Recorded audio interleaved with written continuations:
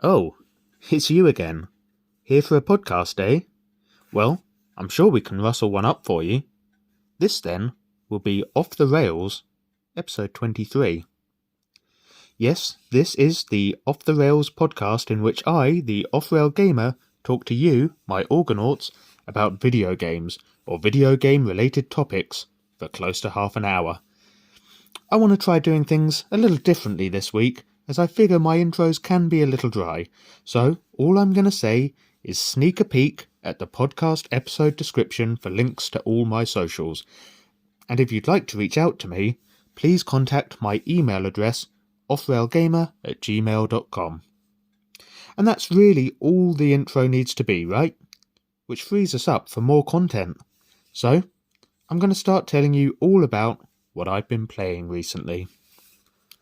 On TikTok, I streamed a bit of a playthrough of Firewatch. Well, when I say a bit of a playthrough, I mean I played Firewatch in my lives.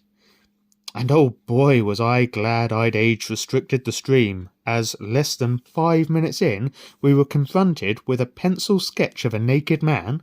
I did not remember that from my first playthrough some years ago. Nor did I remember all the tremendously bad language. But I'd been meaning to play Firewatch again ever since completing Last Stop some many months ago. The desire to replay was only intensified recently as I had been listening to a podcast series called Tower 4, in which a young man who's had a lot going on in his personal life takes a job in a Firewatch tower. I'd initially thought it was going to play out as a reimagining of the game for audio only, as the two stories share a very similar premise, but I can confirm that the podcast definitely did its own thing.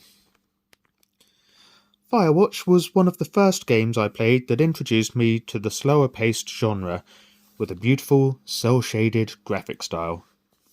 I'd group it with the Telltale games, Brothers, A Tale of Two Sons, Road 96, Lake, and Last Stop in that sense, and although visually different, Oxenfree and Truberbrook give me similar vibes too. And that's great, because this is a style of game that really appeals to me. In fact, I keep refreshing my Google search on a game called Forever Ago. It's been stuck in development for a few years now, but I'm really hoping that it doesn't get stuck in video game purgatory, because it's a title that I'm really looking forward to playing someday. Offline, I've been playing Lego City Undercover. This one's great fun, as you'd expect from a Lego game, and it puts you in the shoes, plastic legs anyway, of Chase McCain, a top undercover cop. It's almost like, Lego meets LA Noire, only set in the modern day, and whilst some of the crimes are serious, they're also kinda wacky, and the foot chases are extreme. It's got that wonderful Lego sense of humour, and I have to say I'm having great fun with it so far. I've also been playing Assassin's Creed Odyssey, which I think I mentioned last time out. I really love this trilogy, and I'm having great fun playing through it again and exploring ancient Greece. I do think Odyssey had the greatest map. I loved the setting of Valhalla, allowing us to play as Vikings, but Origins is still my favourite of the three. And Mirage? Well, that remains abandoned at this time. I do feel like I need to go back and complete it, but it just didn't grab me yet. Besides which, I still need to finish God of War Ragnarok and Hellblade. Then I've just recently got my hands on Spider-Man 2 and Avatar Frontiers of Pandora, and I need to play the Horizon games too. So, if any of my friends or family are listening, don't expect to see me anytime soon. Now, before I trigger a panic attack over the games I need to play, how about we scour the web for some gaming news? Uh-oh! I saw a trailer for a game I want to play, and it comes out 7th of March. Wait, that's today! It's being advertised as a music adventure game, but it's the setting and characters that's caught my attention. The game is Snufkin Melody of Moomin Valley, which is selling on Switch for $1.99. It's not, in fact, That's the DLC. The game itself, I think, is about £15, thereabouts. So, I really don't think it's going to be a very long game. Well, it may not. But, wouldn't you like to visit Moomin Valley? Well, I mean, I guess I don't know if I'd want to visit IRL, as there are some pretty scary characters lurking about, but I'd certainly visit within the construct of a cutesy video game. And, I'll tell you what, listeners, since scripting this, I have this very evening played a little bit of Snufkin Melody of Moomin Valley, and you know what? It's quite good fun. I'm going to stick with it. That was a little aside from the script. Let's get back on the rails in this Off the Rails podcast. But more important is this next thing that I'm going to say. I don't know if it really is news, as it's already been released and relates to what is now a somewhat old title. But hear this. Brothers, A Tale of Two Sons has got a remake. This claims to introduce smoother controls, although I hasten to add, I had no beef with the existing controls. But also, it's been given a bit of a graphical makeover. Now, you know that I love this game, and whilst I didn't need an excuse to replay it again, this has absolutely given me one. The world of Brothers was already stunningly beautiful, and I simply cannot wait to experience it again, having now been given a bit of a touch-up. And the best part is that I was able to download it for free on PlayStation. I don't know if that's because I already own the game. I didn't see the PS Plus logo anywhere near it though. Anyway, talking of remakes, it looks like we might get another exciting release down the line for a game that is nothing short of amazing. According to the Gaming Bible article linked in the podcast episode description, Remedy have released artwork for a future remake of Max Payne. Now, this really could be very cool, especially if we get a modern control system. However, I do say that with caution, given the Tomb Raider remastered modern controls have only served to make us appreciate how good the original tank controls were all this time. Needless to say, I'm quite excited to revisit this noir detective game with improved visuals at the very least. And by crikey, it looks like it's all remakes and remasters at the moment, as we're also getting the Star Wars Battlefront Classics Collection. That's a tongue twister. Which is set to combine the two PS2 era games into one remaster. This is releasing 14th March on PC and console, and will allow up to 64 online multiplayer games. You'll also be able to experience online co-op play, which I'd guess mostly applies to the 501st campaign of SWB2. Mostly, I can't wait to jump back into some Galactic Conquest, a game mode that I was very sorry to see missing from the series' latest offerings on the last-gen consoles. I'm certainly not complaining about any of these remakes, as these are three fantastic titles we're getting, but I do have to wonder if game developers have simply run out of new ideas now. At least Star Wars is going for around a third the price of new games. I think it'd be a bit much to try and get £70 out of anyone for a 20-year-old game. 20 years, can you believe it? But it's true. Anyway, that's your gaming news. Now make room for some listeners' whispers, because that's what we're doing next. Hi offrailgamer. Goodness, Space Cadet, what a blast from the past. That made such a splash when all you would have to play was Solitaire. Going back to old favourites is always fun, but do you find that some games you played when you were young are now a doddle? Some I've found are fiendishly difficult instead. I must have not remembered the tough parts. Back to the present, Lethal Company has been a good laugh to play with my friends, never knowing what nasty thing is around the next corner, or overhead, or underfoot. But you still have an all-important quota to complete. So, best not to think about it. A tough game at times, but it brings you and your team together even more because of it. Thanks, and bye! Lawrence. And that message, of course, from Lawrence in South Shields.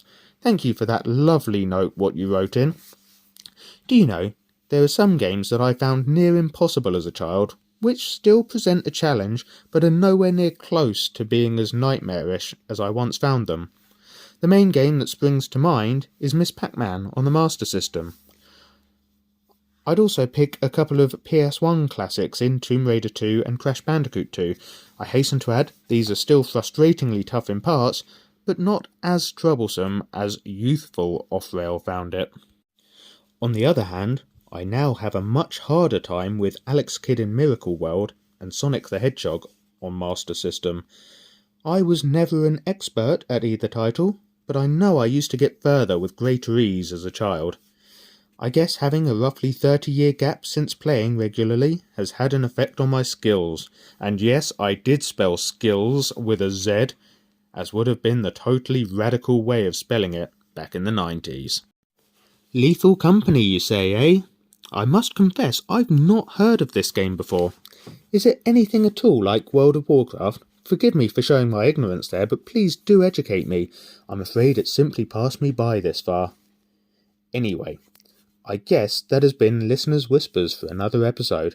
Thank you for writing in again, Lawrence. It makes it feel less like I'm just talking into a void every 2 weeks, and it's always nice to hear what you've been up to in the world of video games. If you'd like to get your thoughts read out in the next Listener's Whispers, please write in to offrailgamer@gmail.com. I've popped my email address in the podcast episode description, so there should be no confusion over spelling or anything. Just please keep it clean and don't be mean. Other than that, have some fun with it. Let's start a conversation. For now though, I think it's time we got on to the main part of the podcast. The show must go on! Way back in the very first episode of Off the Rails, I talked about my 8-bit childhood, growing up playing the Sega Master System. Well, you'll have seen the title of this week's episode is Growing Up Game Boy. And it's really going to be a continuation of that story. For you see, I think it was for my 8th birthday that I got a games console of my own in the Nintendo Game Boy. I'm going to cover just a few of the games that I actually owned as a child. Spoiler alert, there were some huge titles that I didn't have in my collection, so there'll be no mention of Pokemon or Zelda. Of course, one game that I did have, I'm pretty sure, was sold with every Game Boy, Super Mario Land. I believe this is the game that introduced Princess Daisy to the franchise, and guess what? She's been kidnapped. In Super Mario Land, Mario travels to Sarasaland to track down evil spaceman Tatanga and save the aforementioned Princess Daisy from his clutches. Talking about this game now, I can't help thinking I've spoken on this subject in a previous podcast. It could just be a strange sense of déjà vu, but I apologise if I am boring you. Anyway, this plays out as a great little 2D side-scrolling platformer. Many of the levels are mechanically similar as you traverse the world as either Mario or Super Mario, or even with the ability to throw fireballs. There are 2 exits at the end of each ordinary level, one on the ground and one at the top of the screen, that you must platform to. The upper doorway triggers a bonus, which could grant extra lives if you're lucky. Every 3rd level ends in a boss fight. On defeating the boss, you'll find Daisy, only it's not Daisy. The princess morphs into a common enemy from the levels just completed. For example, a giant fly, I think a seahorse, a spider, etc. That wasn't Daisy at all, and Mario must continue his search for the real princess.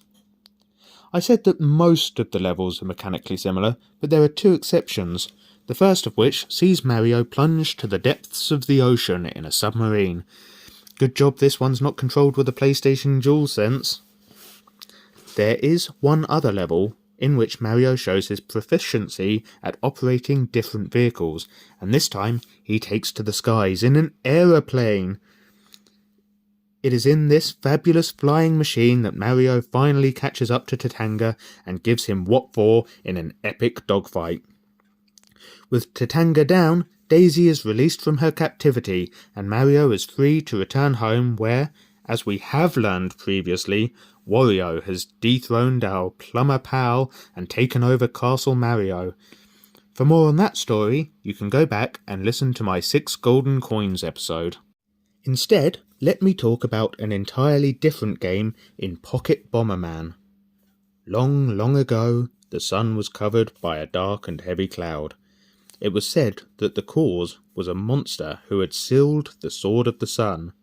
It was also said that in order to unseal the Sword of the Sun, a hero must collect 5 Power Stones, which are guarded by 5 monsters in the Evil Mountain. Bomberman was forced to take up the challenge of collecting all the Power Stones, as he was the last hero capable of defeating such strong monsters. Before we go any further, I must confess that Pocket Bomberman is in fact a Game Boy Color game, but all of the games I'm covering today were added to my collection at right around the same time.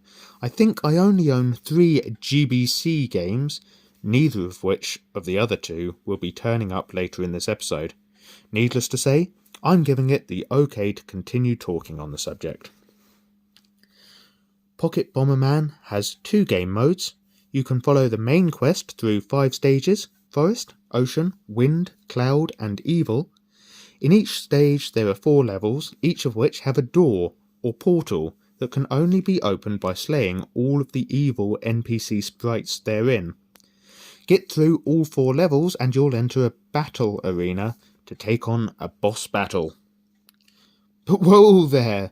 Before we get too far ahead of ourselves, maybe I should talk a bit more about Bomberman for any uninitiated among you listeners.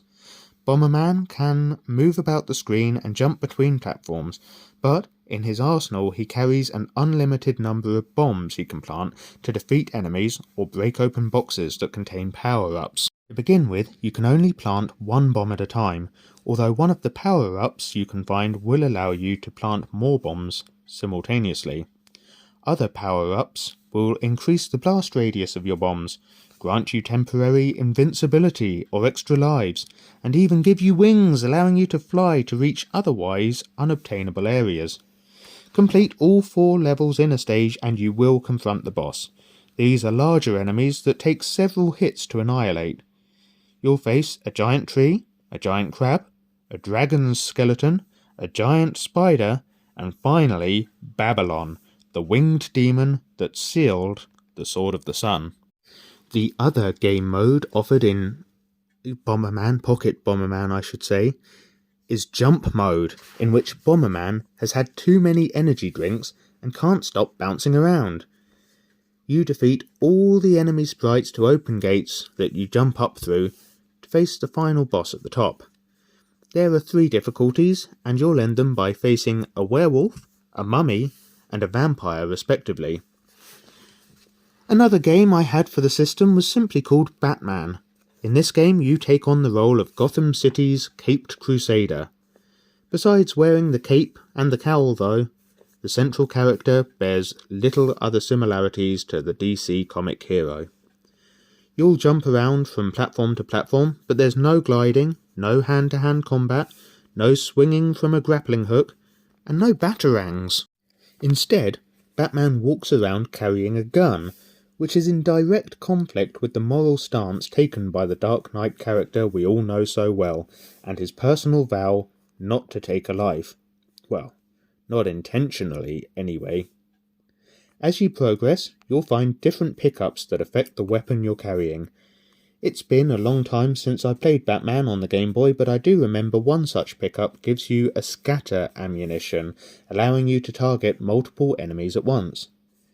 As a kid, this was one of the most challenging games I owned, and as such I never completed it. It was, however, a game I'd plug in and play with some regularity, so I could play as my favourite comic hero. Or at least, some kind of imitation of him at least. Next up, let's talk about one of the best-selling games of all time. It's a little bit like Lego. Well, old-school Lego at least. No, it's not Minecraft, and there are no sprites or characters, playable or non-playable. The soundtrack has to be one of the most famous pieces of music in history as well. If you haven't guessed it already, you'll surely get it when I hum do do do do do do do. And that's quite enough of that. I know, voice of an angel. So much so, in fact, that when I joined the school choir at primary school, I wasn't specifically singled out or anything, but a few of us were asked to mime rather than sing. I dutifully complied with this request through all the rehearsals, but then sang my little heart out at the summer concert. I got 3 standing ovations from people who got up and walked out. I think the experience was just too moving for them. Anyway, what can I say about Tetris that hasn't been said before?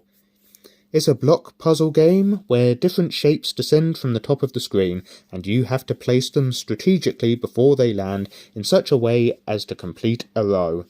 This will cause all of the blocks in that row to disappear from the screen, and any blocks above can fall down into the now empty space, allowing more space and giving you more time to think about where to place the next shapes. But don't get too comfortable. The further into the game you get, the faster the shapes fall, meaning you have to think quicker and line up those blocks under greater pressure. And if you make a mistake, you'll be left with annoying gaps, meaning you'll have to clear the higher rows before you can get to fill those gaps and finally clear the lines you messed up on. I think on the Gameboy version, if you racked up a high enough score, you'd get a little cutscene of a space rocket blasting off. Maybe a nod back to the old space race of the 1960s? Not sure, and please forgive me if I've made that up about the space rocket. I don't think I've lied to you, but for certainty, I'll add the caveat that I might be mistaken. Anyway, I can't think of anything more to say about Tetris, although I'm surprised to find I had more to say than I'd initially feared when I decided to include it in this list. I was worried this was going to be a short episode. But, as it goes, I think we've got time to talk about one more game, and this one may surprise you. Or it may not. Well anyway, get ready to start your engines as we look back at nautical racing game, Wave Race. It's been years since I've played Wave Race, but from memory it's a top-down racing game. Kinda think like Micro Machines, only you're riding jet skis. You nip around ocean courses marked out by buoys, that's B-U-O-Y-S, the big orange balls you sometimes see washed up on the beach. Not young males. That would be creepy. So let's get back to the game pronto. There are different CC engines which, just like in Mario Kart, will affect the speed of you and your fellow racers. There are also ramps you can hit up to pull off some sweet jumps. You got like 3 feet of air that time. Hey, can I try it real quick? You can also choose between playing straight-up races or slalom events in which you must weave between those BU buoys that we talked about earlier. I have a vague recollection that you could pick up speed boosts around the courses, but I will need to play again to fact-check this. And I have to say, it's not often that I give myself homework between episodes, but I'll plug the cartridge into my analog pocket and let you know in 2 weeks' time if I was being truthful or dishonest. I don't like being the source of fake news, you see, so I try to acknowledge and correct myself if I've been spreading misinformation, particularly around video games.